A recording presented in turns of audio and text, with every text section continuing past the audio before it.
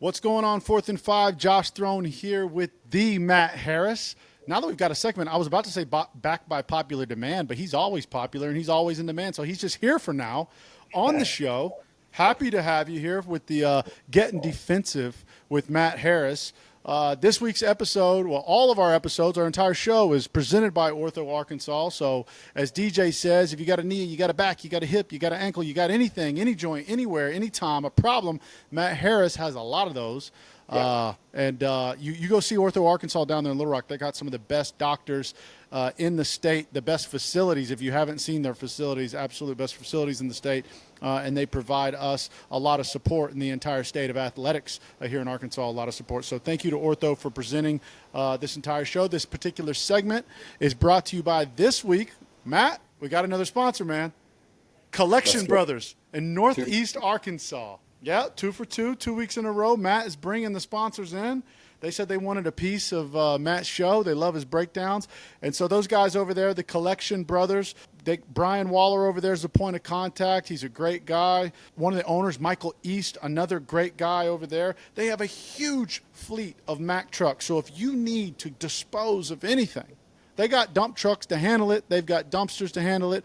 I asked him how many dumpsters they had. He said over 100 plus that are out there active right now. He's got a few that are ready if you need them. But guys, they can service anything. If you just need to dump stuff, if you've got, a big spring clean out coming up, if you're a construction contractor, anything like that, home builder, they can provide the support that you need there in that Northeast Arkansas area. So big shout out to the Collection Brothers. And Matt, that little graphic that just popped up on the screen of you coming to the dump truck, I like that. I like that. Exactly.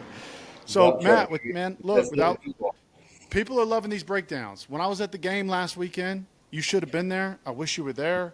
DJ and I were walking around, and I haven't heard more people in the past 5 years yelling out 4th and 5 than I ever have now.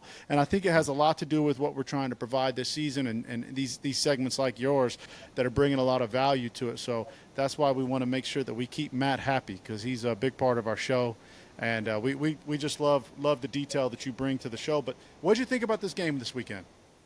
Man, I appreciate that. You guys laid the groundwork to grow, so I'm happy to be a part. But this game, I was nervous from the first snap, Josh, I'm not going to lie. We broke down Tennessee, and we did really well versus Tennessee. We were in that 3-2-6 a lot, and we were bringing some pressures. The very first snap of the game here in snap 1, you'll see we're in a 4-man front. It's first down and 10. There's 12 minutes to go. It's the very first snap of the game, offensive set, I think, for LSU. And we got 4 down. There's 11 personnel, Josh, 1 back, 1 tight end. The exact same setup that Tennessee ran, but yet we're in a different defense. LSU's big. They're bangers, right? Do we need more big boys in the box? I'm sure there's some philosophy that goes into it. One of the best things my dad told me when I was in high school trying to get my game right, he'd be like, son, I don't know the defensive calls, all the personnel, all the ins and outs of what y'all got going. I know football. Here's a list of something you can put into your game that you can make better. If you can implement all 10, awesome. If you can only take 1 or 2, even better. It's not going to hurt my feelings. I don't know all the ins and outs. So I don't know all the ins and outs of why they're not running a 3-2-6. When we took down Tennessee, the same type philosophy of offense, LSU likes to throw the ball around the yard. They're in 11 personnel. They throw in the pass out of it, just like Tennessee did. So you just got to wonder, why did we get out of it? And I'm sure, our D coordinator has done a fantastic job all year. I mean, it wasn't a blowout by any means. It just wasn't a good game. You can tell that we got exposed a little bit. So I'll just jump right into it. I got a little nervous from the start, Josh. This first play, we're a 4-man front. We're a single high safety here. You can see that the motion goes over, so we're in a clear man-to-man defense. Quarterback drops back. First things first, you see the corner into the boundary here. He's pressed man just like we were in Tennessee. I don't hate that. We're going to do a 4-man front. We're still going to get aggressive with the corners. Let's go. Let's play football. Swing and a miss. Swing and a miss. When you're up there you're pressing those boys from LSU, better get your damn hands on them, right? It's going to be a physical game even out there on the corners. I used to play corner, man. I used to love press because it slowed the route down. It dismembered their fluidity. They can't just get into it. Quarterbacks and wide receivers, You hear about it all the time. Oh, they're off sync. They're not on the same page. Look at what happened with Aaron Rodgers and what's his name, old Adams. They were off. They haven't played together in years. They can't just pick it back up. It's a rhythm thing. So when you're up there in the press corner, first thing I want to see is I want to see you put your big hands on them, all right? You got inside help from your safety. Corners, you got to run, right? You're man-to-man. It's a single high zone. Quarterback steps up in the pocket, lets a deep ball go. He's not in terrible position, Josh. We call that the trail technique. You're not always going to be in front of the guy. You don't want to be. You want to be in that trail technique. You want to be in that hip pocket.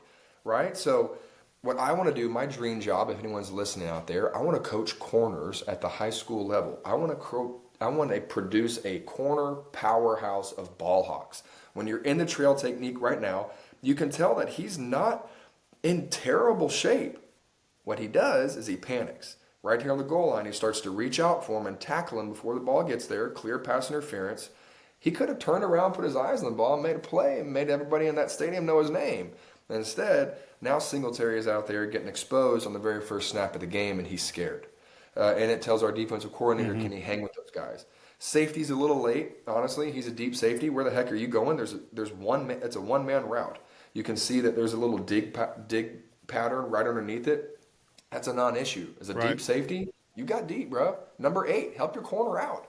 That corner's probably going to be talking to him like, hey, man, where you at? Because safety, he could have easily turned his head around and made a play on the ball too, right? So, like, I'm not going to be super critical on this film, but at the same time, I'm a defensive back, and that ball right there, someone could have made a play on that ball. And it's hard, right? Like, it's easier said than done. We're sitting here from a 30,000-foot view, armchair quarterback.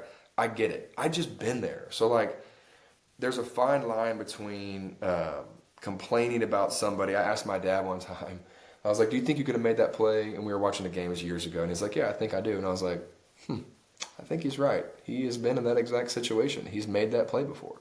And so, like, I know what it takes to make the play, and it's hard. So people hear me now. It's hard. You can't just run a 4-3, and that guy's running a 4-2-9, and all of a sudden you put your hand, in the sky and just pick the ball off. It's very difficult. But here we are in the SEC. You're playing Baton Rouge. Do you want to win or not? These are the plays you got to make, especially in the first quarter. So, corner, don't panic, don't fall down, put your eyes on the ball, right? He's not going to change his route at that point. That's when you turn your head around and go be a ball hog. I think it's a testament to LSU's offense. They came out and they said, hey, we want to test Arkansas out the gate, go deep from the, roughly the 40-yard line. Coming off of the Tennessee game, I'm not sure I expected LSU to come out first quarter in that fashion. I was. But you're right. It looks like he's trailing him, and he gives that last ditch effort a little too early. But yeah, it's definitely a panic situation. You're right. Yeah, that's that high school move, Josh. You don't want to get into high school. You want to turn around. You want to put you're in the SEC. When you're in that locker room, bro. Do you remember Kareem? Yeah, he good, but he ain't going to the league. Like, you're in that locker room to go to the NFL. Everybody on this, everyone who starts on that field, I don't care if you were dogging him on the message boards or not, he'd run circles around you. That guy's almost league ready. This is your game tape.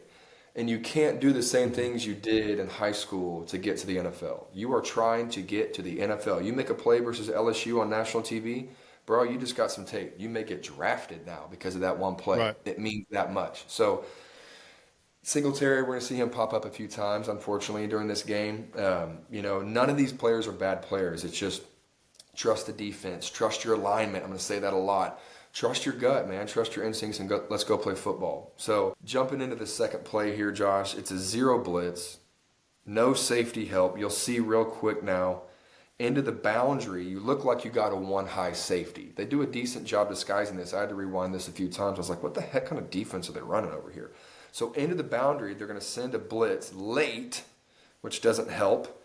The defensive back in the slot there, you'll see he's delay blitzing. He's not trying to tip his hand. Quarterbacks, when they pre-snap read that blitz, they'll change the play to their advantage. So he's trying to do a good thing here, but we're sending a blitz, so it's always quick pass. Whenever I was on the field, Josh, right, you're anticipating what, right? You got, let's go pre-snap here. What do we notice? No backs in the backfield, right? If I'm a defensive back, I'm thinking, this is probably going to be a pass, right? So, like, you're locked in. You're locked in, man. Like, it's a pass. They got no running backs. They got one tight end. It's literally passing situation only, unless they motion someone in the backfield, right?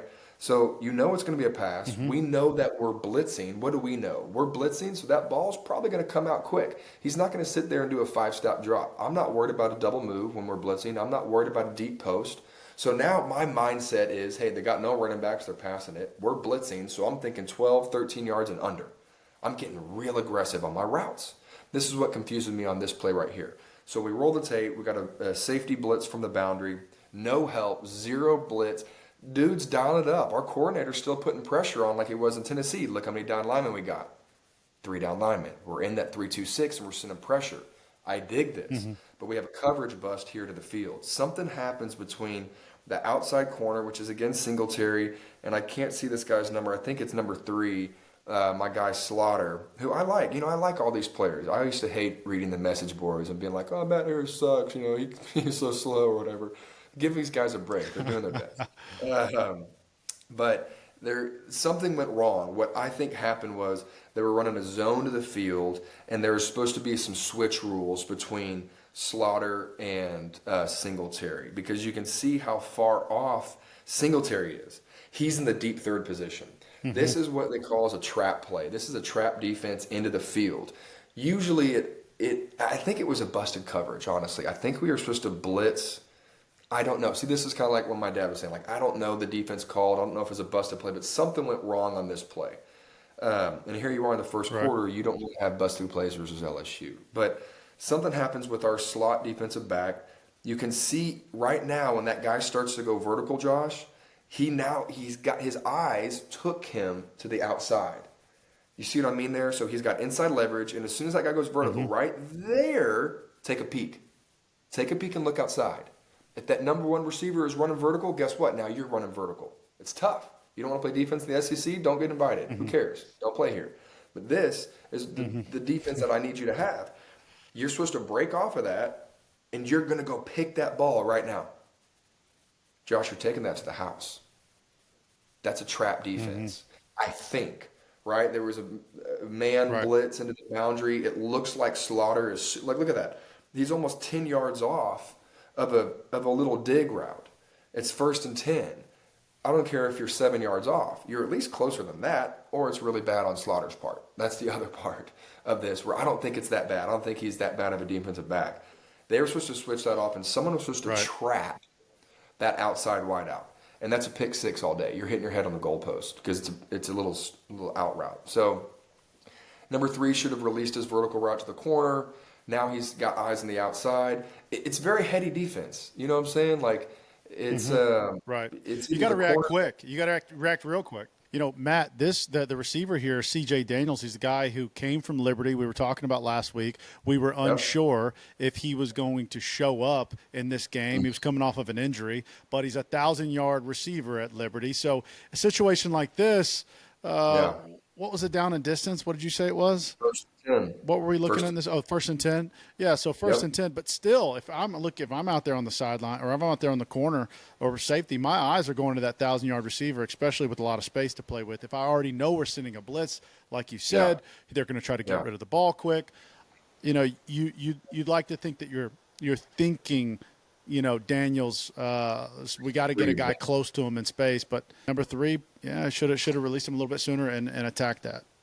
Yeah, I mean, this LSU all day. You got your tight end, who's arguably one of their favorite receivers, and then number 1 in the slot there on the hash. He's their number 1, number 2, and 86. Their tight end were their 3 top receivers. Then you got number 4, like you were saying, coming from Liberty, who's a 1,000-yard guy. This is LSU, man. Can't be scared, right? Like, you trust your defense. Coach called a good defense on this. This should have been a pick 6. This should have been a no gain. We had it locked up. The safety's locked up on the tight end there. We got some switch rules that got messed up. So, you know, not the end of the world. Didn't get busted for a good play. Way to tackle in space, but too easy. Too easy of a first down, 15 yards. That close to the red zone, you're giving it to them. LSU, you got to make them earn it, just like we did in Tennessee. 3rd play here, Josh. I want you to notice something. It's 2nd and goal from the 22-yard line. We got 1 back, 1 tight end. So 11 personnel, right? Fans, here we go. 11 personnel, down a distance, a second and goal. They got to go 22 yards. And we're pressing down here in the boundary on number 2. I dig it. But let's roll the tape. We're in the red zone. There's 4 down linemen here.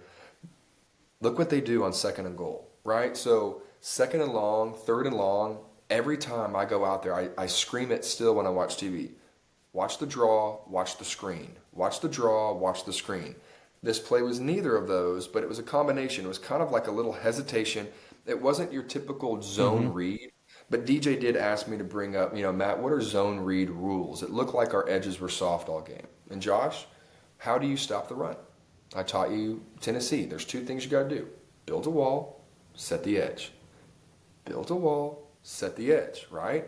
You got to have your run discipline defense. Your gaps got to be knowing where you're going, and then you got to have an edge. This right here wasn't your standard zone read. You can see that the left tackle fan blocks on our end out there, number 40, my guy. And look at that gap. Pause it right there. You tell me, without being a defensive coordinator. It's huge.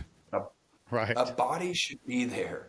And it's not going to be your 3 technique. They are not your force contained guys. You're not putting someone who weighs 295 pounds to stop the edge against an LSU running back. That's asinine. That's a guaranteed way to lose. So your defensive ends, your linebackers, and your safeties are 100% of the time, let's do 98 3/4% of the time, your force. So whenever you see something bust like this, the defensive end clearly is not the one to have the force. He's running upfield. He's got outside contain the quarterback. Defensive ends are dead in this play. The tackle fans out and leaves a big hole. Our linebacker here, number 10, Xavier Sorey Jr., I'm learning names. He's reaching. He's late. And watch what happens too, pre-snap, if you don't tell. They hop over. He and the other linebacker scoot over to the field some. For what other reason, I don't know. The running back is on the hash. If he would have stayed just outside the hash and that ball snaps, look what that running back gets. He goes just outside the hash and he's that late. So he's got the force. He's got to read that defensive end is going wide. Defensive end, you know what I'd like to see? I want to see you put your left hand on that tackle and force him back in. Don't make that gap so wide. Look how big that gap is, right? So the left guard, huge. Yep. It's huge. So the left guard and the left tackle do a really good job here washing our tackles and our ends away. Grant Cook's probably like, yeah, that's technique offensive lineman play from LSU. The center starts to climb to get the backside linebacker, and the running back is basically going one-on-one with the play side linebacker, and look what's happened. A lot of times in football, it's one-on-one. The Oklahoma drills, people are like, why do you run those? Because this is it. This is an Oklahoma drill, and he lost. Our linebacker, Sorey, was late to the play. When you see a hole like that, he got caught up in the wash. That's what we call it. 13, come off your wideout. Come get in the game. You know it's a run, but it's bang, bang. Number 8, my guy, Johnson, I like you. This is what we call run in the alley. Your pursuit is coming from the inside, Josh. You got the sideline that running back is running to. Look where he makes contact. He's, 3 yards from the sideline? Go fast to his upfield shoulder, cross his face, and if he jukes inside of you, you got your linebackers and everybody in pursuit. This is where I thrived. Run in the alley. I had great pursuit angles, and you got to trust your instincts and trust your angles. It's scary. Let me tell you. Right. I was about to say, there's not a lot of times where you get a safety meeting a running back untouched, one-on-one, full steam ahead. Are you thinking as a safety, like, hold on, do I really want to meet this guy? Because if you replay this and you watch him, when he hits about the numbers right there on 10, you can tell he hesitates and squares his body up just barely, and then that's really what ruined it. If he would have went in like a missile, put his head on that outside shoulder and that outside hip, he could have cut that off. Right. Is it just hey, this doesn't happen very often, I'm kind of overthinking this right now? Is that what's going through his head? A little bit. I will say this, in my guy's defense, this is not his play to make. Well, it is his play to make. It was not his mistake. The linebacker left him out to dry. And this is a hard play to make. So I've been there. There's nothing more terrifying than a guy who's 5'11", 220, and he runs a 4.4, 4.3 40 in the open field, and the first person to make contact with him is you, 15 yards down the field. Good luck. I remember those plays. An untouched Percy Harvin gives me nightmares to this day. So you're running the alley on this guy, and you just got to trust your pursuit's going to be there, and you got to get him down, get him out of bounds. I don't care how it's going to look. You're not going for a ooh hit right now. You're not going to bust this dude up right now. You need to be really technique sound, run the alley, go inside out, and be really fast inside out. If that guy cuts back on you, that's when you can boom him. But if he cuts back on you and he gets you, you at least made him stop in his tracks. And now 10, and your other pursuit, we got decent pursuit here. If he cut back, Josh, he would have been down at the 8-yard line. Yep. That's a huge difference. So, I mean, live to see another play. That's what we call it. Live to see another play. Safety, make a good angle. Don't just go out there and throw your body at him. You know, he made a good effort, and I'll give him credit. You know, he made him juke. But to go outside, the guy was tiptoeing. He probably thought he'd get him out of bounds. You got to grab cloth, man. I used to not wear gloves. It doesn't look like he's wearing gloves or he is wearing gloves. I didn't wear gloves for this reason, this only reason. I don't care if you're the best defensive back in the world. It's very rare that you're going to get a pick every game or you're going to put your hands on the ball every game. But you are going to put your hands on that running back every game. And there's nothing like los manos, your fingers. I would just tape up my fingers because, dude, they just get ripped apart in the games. But I always liked having skin on that guy to where I can grab that jersey and now at least tug him backwards. He just misses completely. So it's a hard play for him to make, but damn it, make it. You know, like no excuses there. You got to make that play. Well, Matt, here we are, first quarter, 5 minutes into the game. They kind of moved the ball with ease that drive, score on you. Very much. What do you want to see from the defense at this moment that we didn't see in the game? Yeah, you know, I'd like to see some leadership and some composure. When you go down and you let up a touchdown in the first series, Josh, it doesn't make you feel good, but you know it's a long game, and they're probably not going to be that successful again. They've been scheming all week. They do this. They have cards where it's like the first 10 plays of the game. They don't even look at the defense. What they're doing is they're trying to see, like that deep pass, how are the corners responding to deep balls? How are they going to work versus play action? What is the defensive front going to give us if we want to run this little zone read? And they got everything they wanted. Theoretically, you make some adjustments and you stop the deep ball, you stop the zone read, and you make LSU adjust their offensive game plan. And so you can start picking up on their adjustments. Hey, when it's third and long, they're doing this. When it's second and short, they're doing this. They never really had to come out of it. You know, our offense didn't help us out. It's a complimentary game. When you only put up 10 points, the defense is always on the field. They're always on their heels. Right when we had an easy first quarter or first half turnover and we basically gave LSU 7 points, that gets in the defensive head. It's tough to just continue the fight when you're playing LSU, your offense turns the ball over, they're not putting any points on the board. We talked about it last week. Hey, what does Bobby Petrino's offense bring to us? Man, it brings a lot of confidence. We know that if we stop them, we can put points on the board. We got a good football team. Well, this is what happens when the offense doesn't click. Your defensive motivation goes down. You're like, well, shoot, I guess I'm just going to hold them. There's nothing worse in the SEC than a bend but don't break defense. Take that to the Big 12. We're not a bend but don't break defense. We are a break or a win defense, just like we saw in Tennessee.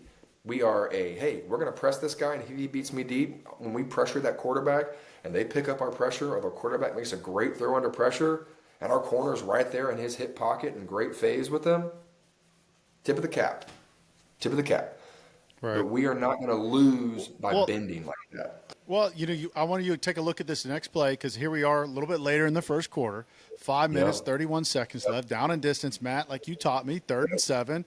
But if you look down at the bottom of the screen here on the field side of the play here, we've got Anderson, that little receiver that I broke down in our wide receiver breakdown. He's 5'8", 175 pounds, but he's extremely fast. And you don't want that. We're off the ball. We're off the ball. Now, are we playing in front of the first down line? Yeah, we are.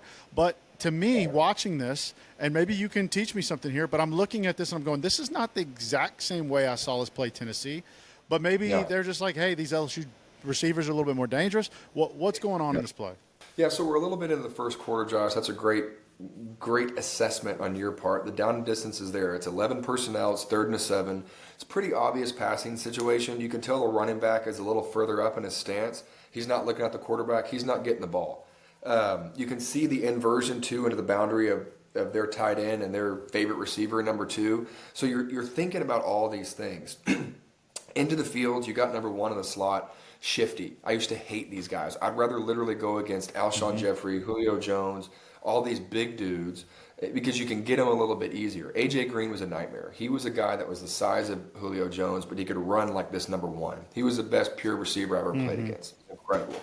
But this guy, the reason why I think we're doing this, Josh, is we got a 6-man blitz going on right now. It's single high safety. You got inside help. Look at Slaughter's alignment.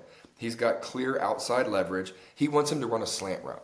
What he does is he puts him on ice. Number 1 sits there, and he goes in, and he goes back out. But you know what happens? This has happened to me before. I've been there. Aaron Hernandez got me like this actually in the swamp. Thankfully, Tebow didn't throw it to him. But the guy sits down, and like he's going to go inside, and then number 3, Slaughter, he peeks back at the quarterback. And as soon as you peek, oh, there he goes. You can see it. You can see it on film. He's got great man-to-man. He's looking right at him, and then he peeks the quarterback right there, and he's out. And just like that, that's all a dude like that. He's made a shift. Just a sandy dude, just quick as all get out. That's what it takes. But remember, it's a 6-man blitz. You've got inside help from your safeties. The ball is coming out quick. I think that's another reason, Josh, why they didn't press it. I liked 3rd and 6 being 5 yards off because I didn't backpedal. I just knew that, hey, this ball's coming out quick. I would just take like a couple of hop steps backwards because the ball's coming out fast. Because you're rushing 6. You're bringing more than they can block. And our pressure gets there. I mean, look at that. 1, 2, 3, 4 red shirts. I want that quarterback to know, hey, we're knocking at your door. You better make a good throw. And he did. He's a good quarterback. They're a good team. You know, every now and then there's a couple of plays in here. I think it's later on that, you know, one of my first notes was, hey, that was a good play call by LSU. It was a good design. This one, Slaughter should have kept his outside alignment, continued at his trust your technique, trust your alignment, trust the defense, and stay outside. If he breaks inside, just know that that safety is going to be there to help you. But the only thing that he cannot do is what he did, and he broke it outside. So trust your alignment, trust your defense. The ball's coming out quick. Anderson, dude, fast wide receiver. I broke him down. I could just tell the size and speed. He reminded me of like a college cheetah. And so I'm over here like, oh, you know, here we go. We're going to be dealing with these short, quick dudes. And they're always really hard to cover in space. So I knew he was going to be a nightmare for us, and he just got us at the right time. That's really what he did. It's not like he had that great of a game, but they got us at the right time almost every time. Yeah, 3rd down, man. It's money down. You got to get off the field on 3rd down. You can lose the entire game, John. Well, you know what I mean. 3rd down is the most crucial. If you get off on 3rd down, you'll win the game. I promise you. It's that easy of a statistic. So this next one's 3rd and 2, right? Look at your down and distance. It's 3rd and short. Oh, I'm sorry. 1 back, 2 tight ends. So they're in 12 personnel, which makes you think, hey, 3rd and short. They got 2 tight ends in there. This is LSU. They're running the ball. But are they? Look what happens. So we're bringing 5. We're bringing a zone blitz. 3rd and 2. What they're doing here, Josh, is pretty standard rub route. You'll see this. They get us on the slant route. But it's a zone. You're passing these guys off. It's very evident that we're not supposed to be chasing, meaning that top boundary corner, when he goes in like this, I want him to be on his hip. I really do. But if he goes all the way across the field, then number 4 is going to eventually get open. So, again, this is one of those situations where it's like, I don't know exactly the rules. Are they switching or not? But I can tell you right now, number 22, Brad Spence, he's here in the middle. If he would have stayed right there a yard off the hash and just sat, instead of going to get number 4, look where number 2 catches the ball. Literally right where he is. I'm going to run it back again. All right, look at number 22 in the middle. He's our middle linebacker. He's the only backer that's not blitzing. So he then goes and hits number 4. But if he would have stayed in the center, he could have helped that corner out. I don't know, again, the switch rules, if he was supposed to let that guy go and a corner pick up the outside backer. or if this is a corner play all day long. If it's a corner play all day long, you'll see it again. You need to close the space. Close the space. So it's a thing of symmetry. The linebackers either got to stay in the center and give us inside help, or that corner's got to know, Josh, if it's a zero blitz and I have no help inside, no help outside, no help at all, Right. boy, you better be in his hip pocket. You're too far off. You're too far off. It's almost like Newton's laws of physics, right? If something goes this way, something's going to come back this way. They're not going to run 4 receivers in one direction and not have someone come back. So if you feel yourself start chasing everybody, it's like, hey, sit. Something's coming back to me. So have good pass lane defense. And I don't know if that was 22's rules or not. Otherwise, that corner, you better get on him. Because he was pressed. You know what? After looking at it now, Josh, live in person, that corner was pressed. Jumping in this next play, Josh, I got to give my credit where credit's due for LSU. It's a good play. You'll see right now that they motioned the number 1 receiver, who was number 2. I get it. Stay with me. They motioned him from the boundary to the field, but watch what happens. Our defense is in a man-to-man defense, and our corner runs with him. He travels. Look what happens up top. Look who's left into the boundary by himself. The safety on number 1. Nightmare situation. Right. They knew what they were doing. So by sending that motion, if we were in a zone, right, then we're bouncing the safety back, we're rolling over, we got inside help, we're good. But the fact that they caught us in man-to-man, watch what happens. So he's got outside leverage. You can see on the snap of the ball, right, 3rd and 6, 1 back, 1 tight, 11 personnel, a lot like Tennessee. Notice we have 4 down linemen again. That was the trend I didn't like to see. We beat Tennessee because majority of the time we were in that 3-2-6 and we were running a zone blitz off of it. Here we are versus LSU, and we're in a 4 down lineman front. So when they motion that guy over, Josh, number 3, Slaughter, has outside leverage. He's in good position. Number 1 just puts on the brakes. Our guy, Slaughter, he just got beat on the outside one-on-one versus a shifty guy because LSU motioned them out. They knew we were man-to-man. You just got to, hold the dude, Pray that he's not going to get outside of you. He's really quick. Keep your leverage on the outside. Whatever your leverage is, wherever your leverage rules are, inside or outside, stay on that side. And if he catches an inside route and you're on the outside, hey, make the tackle and vice versa. But you just don't want to get beat on the side that you're supposed to be on because that's on you. That's period. That's it. So stay in your leverage. Trust your defense. Trust your alignment. Let's jump into the next play. We've got second quarter, 7 minutes left, 43 seconds, 3rd and 4. These 3rd down situations kept popping up all game long. And, you know how it is. If you give up 3rd down that many times, that's keeping the offense on the field.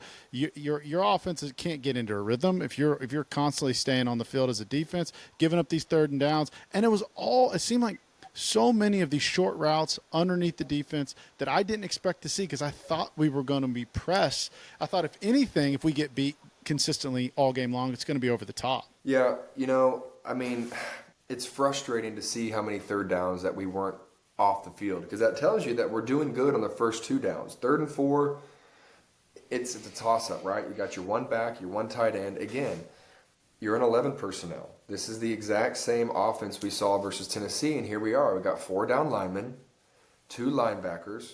The score's 13-7. You're not getting blown out. You're playing football. But you can't get off the field on 3rd down. It's breaking your back. It's breaking your spirit as a defense. So, you're in that bend but don't break. Heck, they only scored 1 touchdown right now up until this point. Or did they score 2 and they missed an extra point? I can't remember. But, here you are, an 11 personnel, and it's 3rd and 4, and as soon as they snap it, you got your offensive lineman bailing out of there. It's an obvious pass, but you can see our corner isn't pressed. We were pressing the slots a lot, which hurt us in this play. You can see the number 2 receiver there, Josh. He runs a rub route, an obvious rub route, to get our corner over the top. Singletary has got to do a better job by not going sideways. He's got to go vertical now. There's enough room there, I can tell you. It is bang, bang, but I've seen it. You saw this play. What's that infamous play? Is it Malcolm Butler in the Super Bowl? Right. Patriots? Against the Seahawks Patriots. Exactly. Yeah. this play. It's a slant route with a rub underneath. And he Mm-hmm. broke so fast that he actually picked the ball off because the quarterback's not looking anywhere else. If you look at the snap, he looks at those linebackers. He knows exactly where he's going. He holds them for just a millisecond, and then he's going to throw that slant route. He knows right now on 3rd and 4, that's my go-to. He's not throwing to the tight end. He's getting doubled up. He's throwing to that slant. What I'd like to see in addition to Singletary there being a lot tighter is our linebacker.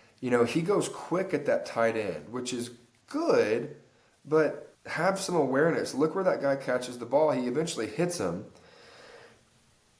It's a good play by LSU. It was a rub route, slant, underneath, 3rd and 4. They didn't need a whole lot of yards. The quarterback knew where they were going.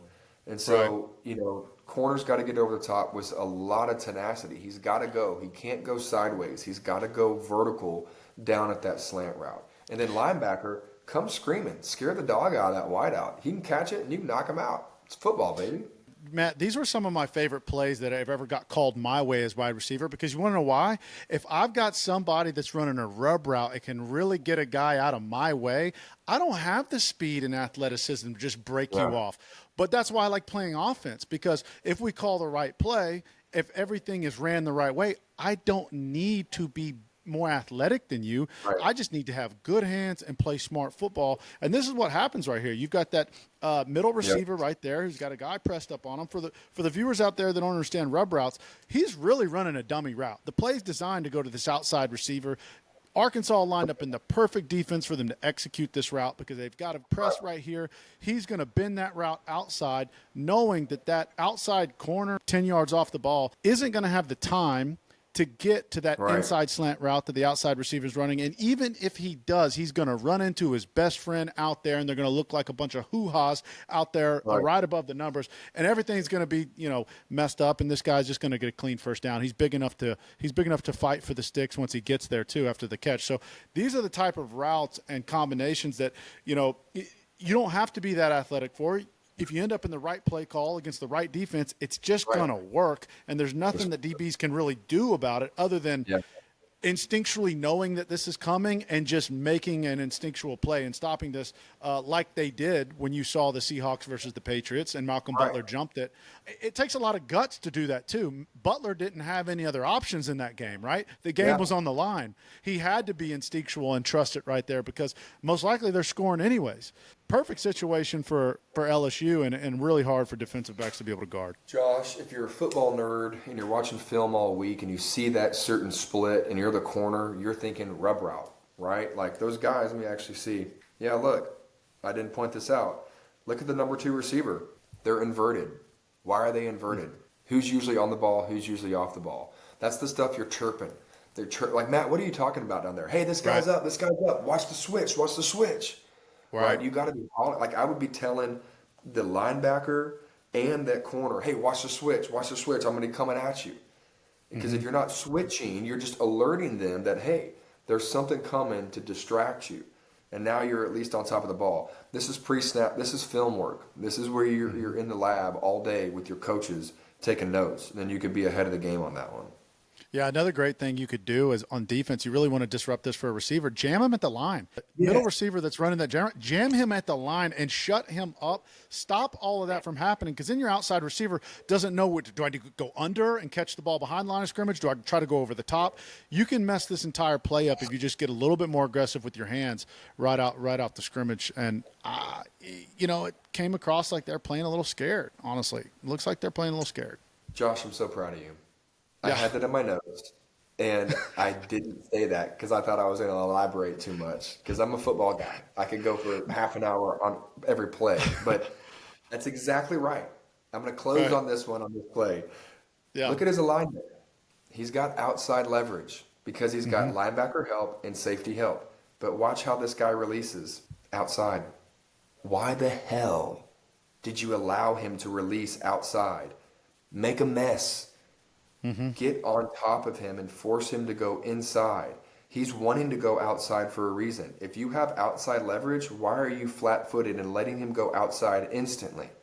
You have no help there. If that guy ran a vertical route, to your point, Josh, and he throws it over the top of you, you're not in good leverage. He didn't know it wasn't for a route, but it was for rub that corner out. He ran right at that corner. That was the only reason why he was running that. So he outside released. You never want them to do what they want to do. It's like a big brother, right? Like you want to play with that toy, you want to go outside, I'm going to make you go inside. You want to go inside, I'm going to make you go outside, right? Like never let the offense do what they want to do. Always be messing with them. Matt, this next play, they go back to their big receiver. Take a look at this other Yeah. play. I want you to break this down for me because this was just another situation where I felt like, ended up in a little one-on-one with Metcalf Jr., and he could have got handsy with him. He could have gave him a little something, but it looks like he just kind of comes off the ball free, crosses his face. I don't know what's going on here. This is a play where I honestly go, I need Matt to break down where we went wrong because it looked like there was a little bit of pre-snap communication that didn't turn out well, but I couldn't make any sense out of it. Yeah, man, this was really frustrating for me to watch too. So this is a clear goal line defense. You can see that there's no safeties. I mean, there's no one helping. You're on the 3-yard line. There's no one high safety. You're in man-to-man. Everybody knows it. You can see that everyone's talking. So when that number 86, you're in one back, one tight, 11 personnel. It's a 2-point conversion. When he motions over, everyone just bumps. No one's running with him. But it turns into a man-to-man defense. Watch everybody's eyes. Watch everybody's eyes. When they snap the ball, boom, they all go outside. Boom, they all go outside. Isn't that cool to see, though? I'm talking about here in the field. I'm sorry. So you can see that, who's that, Metcalf? Yep, he's got man-to-man at this point on that dude. No excuses. And you got inside leverage. Look at number 3, right? Look at our guy Slaughter. He and Metcalf both are popping eyes outside. They're looking for any inside breaking routes, Josh. Something I want to point out to you, though. I'm really frustrated. So this is one of those plays where Metcalf's going to catch a lot of heat, and he should because this is his play to make. Look at 14. Look at Steven Dix Jr. Where are you going, dude? You're covering nobody. You're covering no. I guarantee you he didn't want to watch this film. You know when you mess up in the game and you're like, oh, man, I don't want to watch that 2-point conversion. Coach is going to get after me. They're getting after him right now because that was his interception. Look where the ball went. Look where 14 was standing, and look where Sori is standing. Look at Sori. He plays it perfect. They're not man-to-man. They're sitting there in the middle, allowing no inside breaking routes, and 14 could have had a pick. Look where he was standing. Look right where he was standing. He was right inside the hash, and look where the ball goes over. Right there. Right where he was supposed to be. Now, hey, Metcalf, 14's a big body. He's probably got you by 3 inches, and you're 3 feet away. You're not close to that guy. You're not making that play. But, Josh, I got his back on this one because I promise you he was hoping that a linebacker was there to make the play. Right. He's not supposed to pick the ball in the red zone, man-to-man, with some 6'5" monster. He's supposed to be on his hip, underthrown ball, and the linebacker, just like the Tennessee play, just like Tennessee tape. Those linebackers and safeties were so well leveraged that's why Tennessee had such a hard time. We're not playing well with each other in this LSU game. Our linebackers are bailing, our safeties are late, our corners are lazy.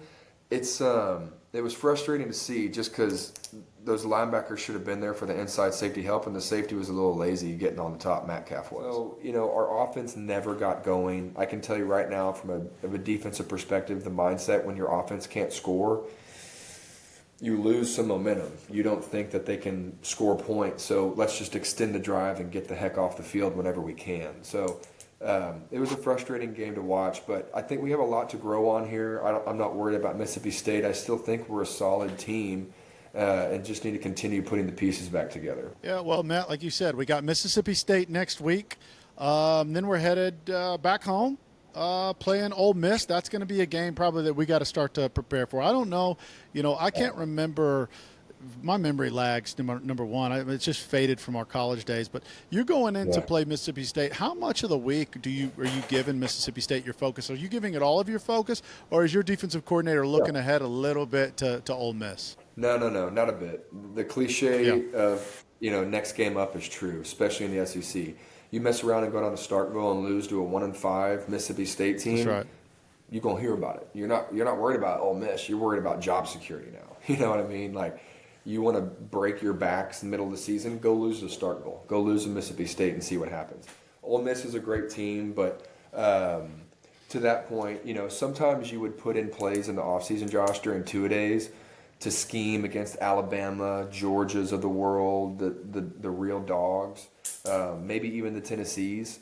But you're not, no disrespect to Ole Miss. They're a heck of a football team. I think that's going to be a hard test for us. But you better focus on Starkville. That's a hard place to go play.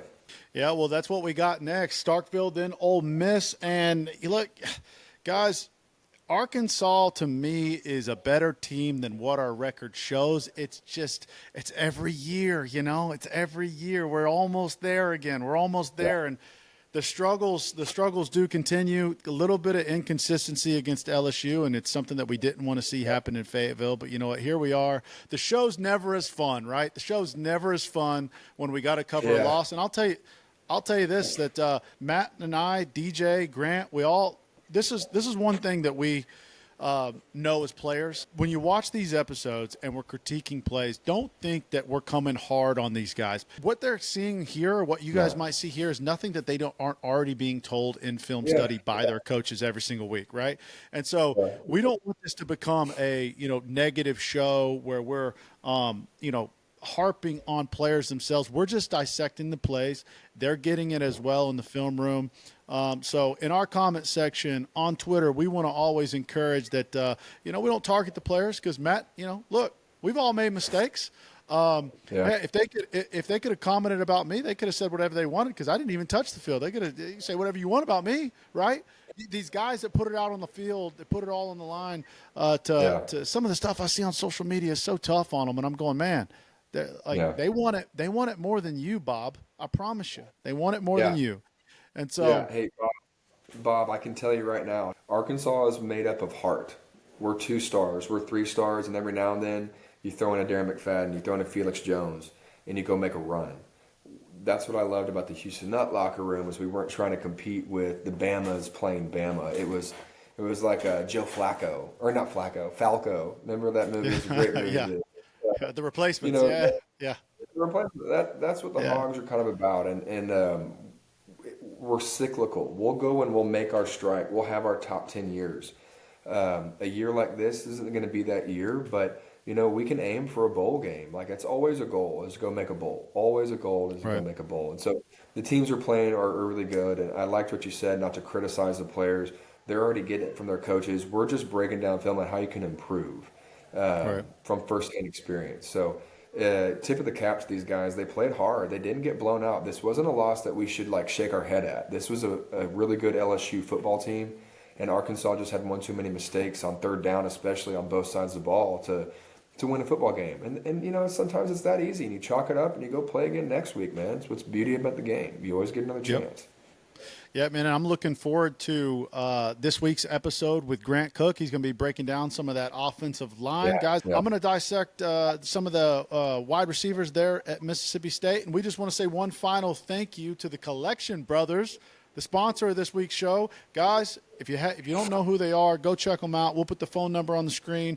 Check them out on Facebook as well. Go holler at Brian Waller for any of your dumpster and collection needs. They're great guys over there in Northeast Arkansas. And Matt, I appreciate you taking time and setting some time out for me. I know you got to go be a dad, man. This man had a wild weekend at a baby's birthday party, so he's got some rest to catch up on. Man, I appreciate you joining us again on 4th and 5, and we've got a sponsor for the rest of the season that signed up because they love Matt Harris's breakdowns. So we're excited for that moving forward, and we will see you guys all next week with Matt and later this week with DJ and Grant.